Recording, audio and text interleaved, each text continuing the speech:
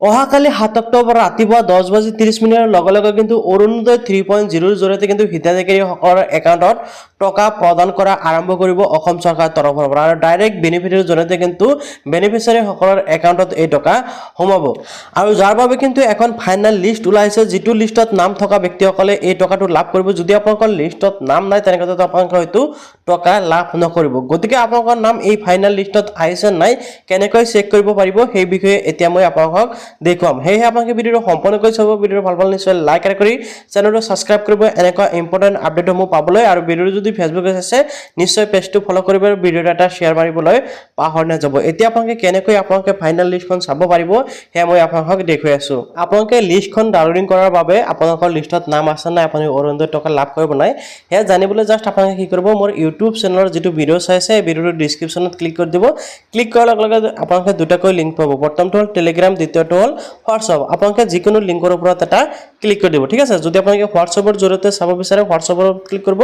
আৰু আপোনালোকে যদি টেলিগ্ৰামৰ জৰিয়তে চাব বিচাৰে টেলিগ্ৰামৰ ওপৰত ক্লিক কৰি দিব ক্লিক কৰাৰ লগে লগে উদাহৰণ হিচাপে ধৰক আপোনালোকে যদি হোৱাটছআপৰ ক্লিক কৰে এনেকৈ হোৱাটছআপটো আপোনালোকৰ এনেকৈ শো কৰিব এটা চাওক আপোনালোকে দেখিবলৈ পাইছে আপোনালোকে ভিউ চেনেল অপচনত ক্লিক কৰি দিব ভিউ চেনেল অপচনত ক্লিক কৰাৰ লগে লগে আপোনালোকৰ সন্মুখত এনেকৈ আপোনালোকৰ হোৱাটছআপ চেনেলটো খোল খাব এতিয়া আপোনালোকে দেখিবলৈ পাইছে এই যেটো লিংক আপোনালোকে দেখিবলৈ পাইছে আপোনালোকে দেখিবলৈ পাইছে অৰুণোদয় আঁচনিৰ লিষ্ট আপোনালোকে লিংকটো দেখিবলৈ পাইছে ইয়াৰ ওপৰত আপোনালোকে ক্লিক কৰি দিব ক্লিক কৰাৰ লগে লগে কিন্তু আপোনালোকৰ সন্মুখত এখন লিষ্ট ওলাব আপোনালোকে যিকোনো এটা